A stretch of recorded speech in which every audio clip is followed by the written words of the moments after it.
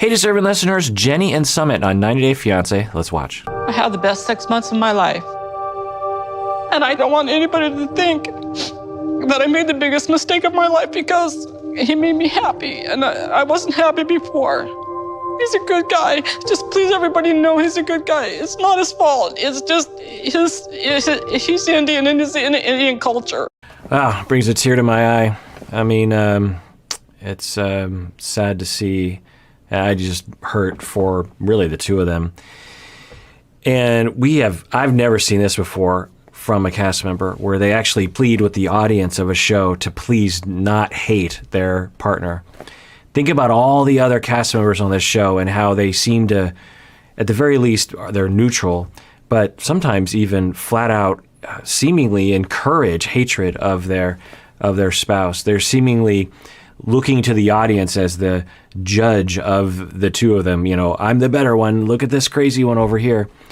And I can't remember ever seeing this where someone's like, please, everyone out there watching this show, do not hate him. He's a good person. It's, you know, he's a good person. It's his culture that's causing this problem. So, yeah, I mean, this is like a Romeo and Juliet. This is like a love story for the ages.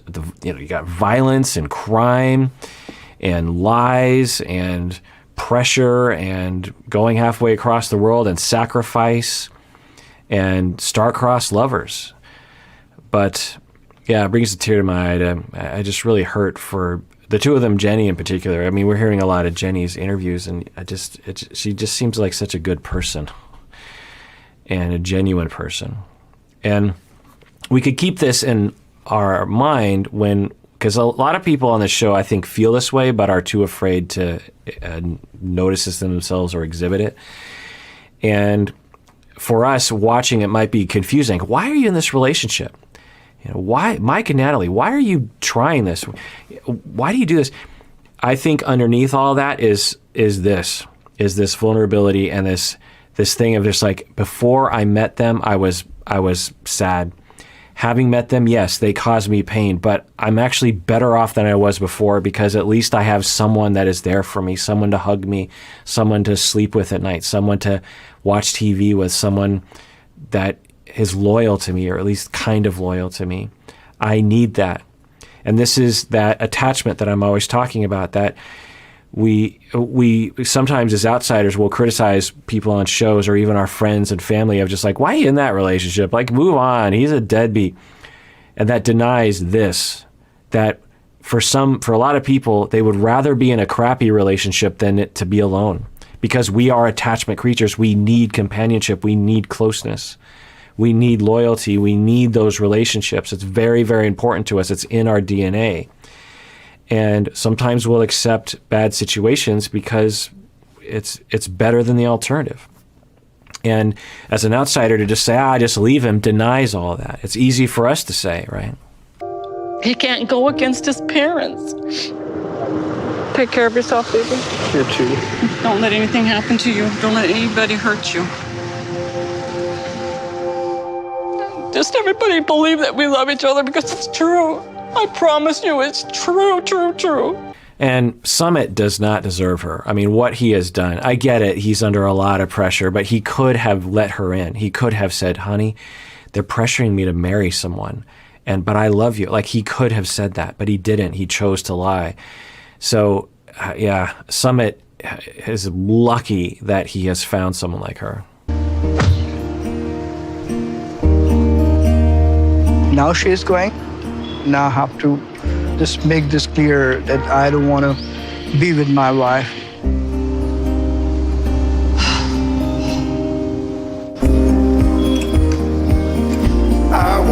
But then there's this other person involved, his wife, that her life is now ruined as well because of his behavior, because of what he did.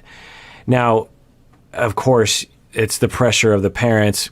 So a lot of people are to blame, aside from Jenny, on a lot of pain and agony and time wasted because of this seemingly arbitrarily cultural notion that of, I don't know, I don't want to get into it again, but just all the notions of arranged marriages and all that stuff.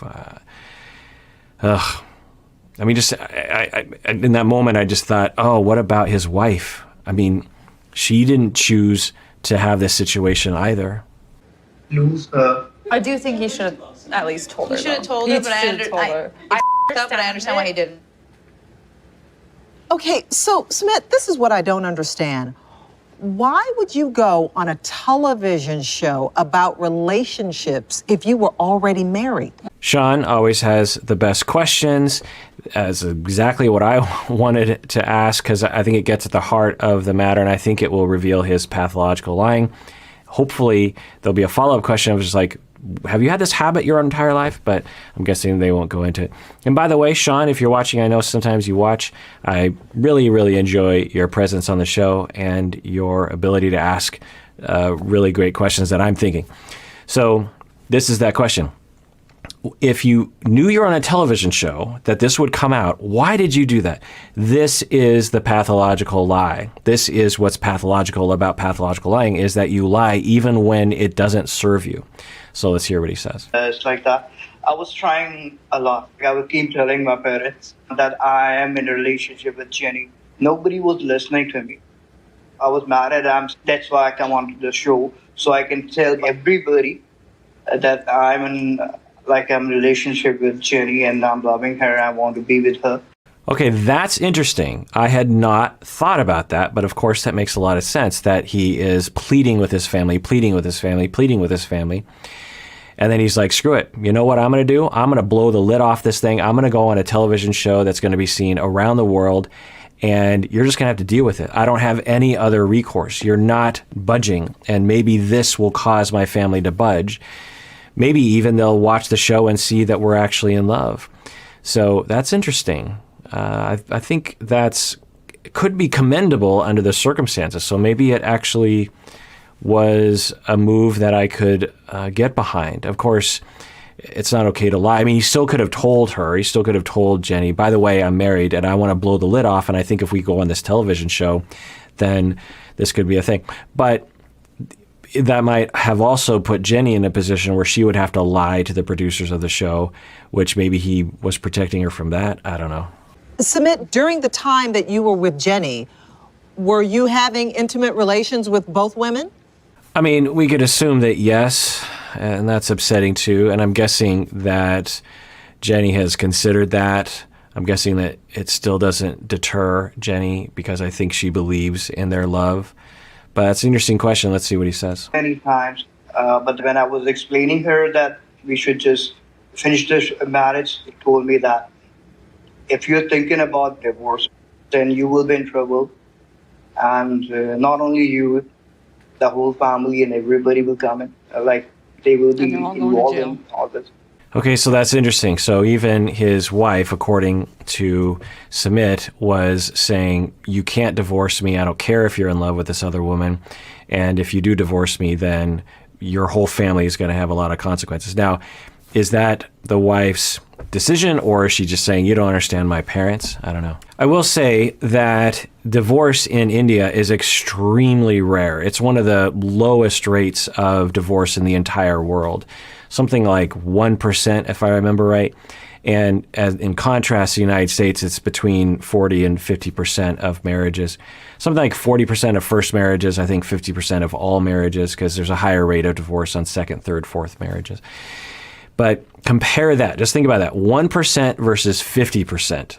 So in the United States, we have 50 times the amount of divorces, meaning about half of marriages end in divorce, whereas in India, 1 in 100, meaning that it is extremely rare.